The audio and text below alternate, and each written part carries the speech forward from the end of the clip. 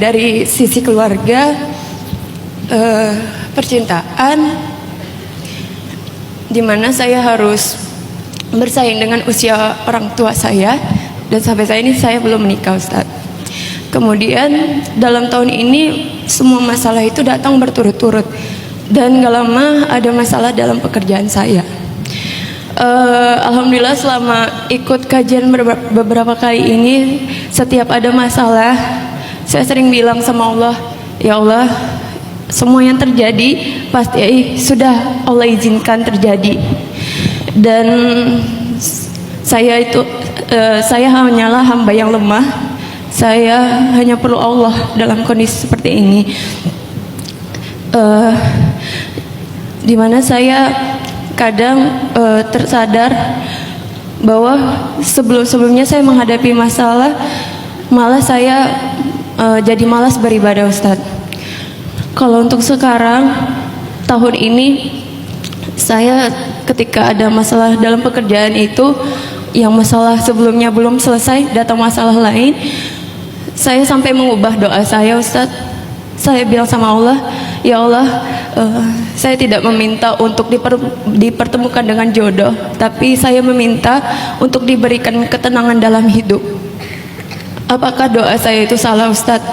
Apakah doa itu termasuk seakan-akan saya mengatur Allah? Dan saya juga takut merasa bahwa kok saya ketika ada masalah baru datang ke Allah. Saya ada merasa kayak malu gitu, Ustadz. Kok setiap masalah baru saya dekat sama Allah. Ketika saya tidak ada masalah, sholat tidak tepat waktu.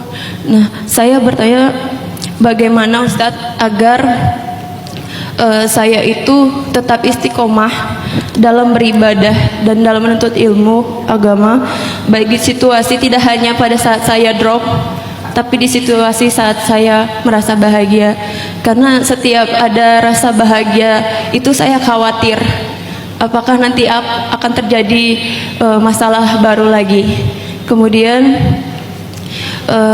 apakah doa saya itu merupakan keputusasaan, karena saya takut hal yang dibenci Allah adalah hambanya yang merasa putus asa, Ustadz. Boleh sekali satu kali lagi ya, pertanyaannya. Satu lagi, Ustadz. Ini udah berapa tadi? Berapa, Ustadz? Ini Dua, Ustadz, pertanyaannya. Udah dua ya. Udah dua, ini yang ketiga. Boleh ya, Ustadz? Boleh. Saya pernah mendengar Ustadz bilang kalau kita difitnah orang, kita hanya memberi satu untuk mengklarifikasi, satu kali mengklarifikasi, lalu setelahnya kita diam. Nah, satu orang ini selalu berusaha untuk memfitnah saya, menjatuhkan saya, dan berusaha untuk mendistract orang-orang sekitar saya untuk berpikir negatif tentang saya, Ustadz. Bagaimana cara kita untuk menyikapi dan apa yang harus kita lakukan terhadap orang itu? Nabi Yusuf bilang gini, sesungguhnya penjara lebih aku sukai daripada fitnah mereka. Akhirnya Nabi Yusuf masuk penjara kan. Di situ para ulama mengkomentari dalam tafsir surat Yusuf, kalau Nabi Yusuf berdoa sesuatu yang lebih baik, maka Allah udah memberikan yang lebih baik daripada penjara. Artinya kalau kita meminta, mintalah yang paling baik. Jangan sampai kita meminta seperti orang yang negosiasi lah. Ya Allah, ya udahlah, kalau ini nggak dikasih, ya udah nggak usah dikasih, nggak apa-apa, yang ini aja. Kenapa nggak minta semua kebaikan? Walaupun kadang saya paham alasan Mbak Debbie kenapa memintanya yang kayak gini, karena kayak takut berharap, takut kecewa, jadi memilih yang paling mudah gitu. Kan itu paling mudahnya bagi kita, bukan bagi Allah. Kenapa kita kecewa setelah berdoa? Padahal Nabi mengatakan, ud'ullah wa antum muqinuna bil ijabah. Mintalah kalian kepada Allah dalam keadaan kalian yakin Allah akan mengabulkan.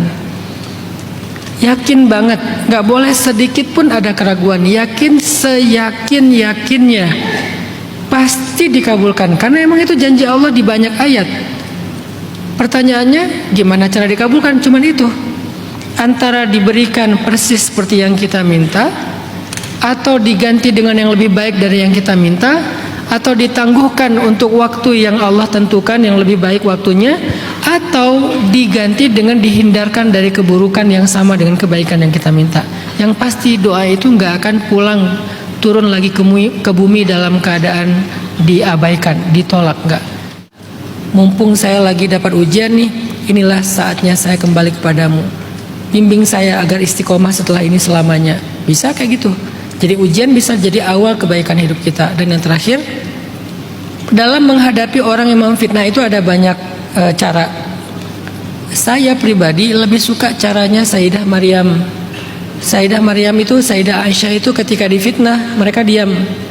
Klarifikasinya sekali aja. Saya nggak bilang itu satu-satunya cara menghadapi fitnah ya. Kalian bisa menggunakan cara yang lain. Bahkan beberapa kasus perlu dibawa ke hukum juga untuk menegakkan keadilan dan mengambil hak kita kan ya.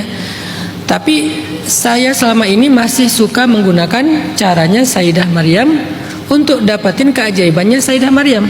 Caranya Sayyidah Aisyah di surat An-Nur untuk dapatin hasil yang sama ajaibnya dengan Sayyidah Aisyah di surat An-Nur. Sayyidah Maryam dibela Allah, Sayyidah Aisyah dibela Allah. Cuman bedanya Sayyidah Maryam dibela Allah dengan bayinya bisa bicara, Sayyidah Aisyah dibela Allah dengan turun ayat untuk membelanya. Tapi sama-sama dibela Allah dan saya percaya banget dengan itu. Sehingga sampai sekarang saya kalau misalnya ada konten-konten yang memfitnah saya klarifikasi sekali, udah gitu saya diam. Gak akan saya ramein lagi, biarin aja. Nanti Allah akan membela dengan caranya dan itu selalu berhasil. Nah kalau ada orang yang punya cara yang lain ya nggak apa-apa juga. Cuman ini lebih kayak sharing pengalaman saya. Saya nggak suka sharing sesuatu yang sifatnya hanya teori, sementara saya sendiri nggak pernah ngalamin. Rata-rata sebagian besar dari apa yang saya sampaikan di sharing time itu semuanya pernah saya alamin. Yang cerita-cerita berat, saya nasehatin sabar ya, sedikit lagi. Dan saya juga pernah kayak gitu. Yang hampir udah mau putus asa, nggak ada yang bisa nolong, saya juga ada pernah di titik itu. Jadi yang disampaikan itu memang pernah dialamin. Karena saya nggak mau menyampaikan sesuatu yang sifatnya hanya teori wawasan, rasanya kayak kamu ngomongin gitu tapi kamu sendiri nggak ngamalin. Jadi ketika saya difitnah ya saya ajarin, ini loh kalau difitnah saya pakainya caranya Yusuf, caranya Maryam, caranya Aisyah. Dan ketiga-tiganya mendapatkan keajaiban dari Allah Subhanahu Wa Taala. Kalau ada yang cara lain misalnya kayak hukumkah, atau mungkin didamaikankah, atau mungkin dijauhi orangnya kah, atau mungkin orangnya ditegurkah, dimarahinkah dengan cara baik-baik, ya itu nggak apa-apa juga.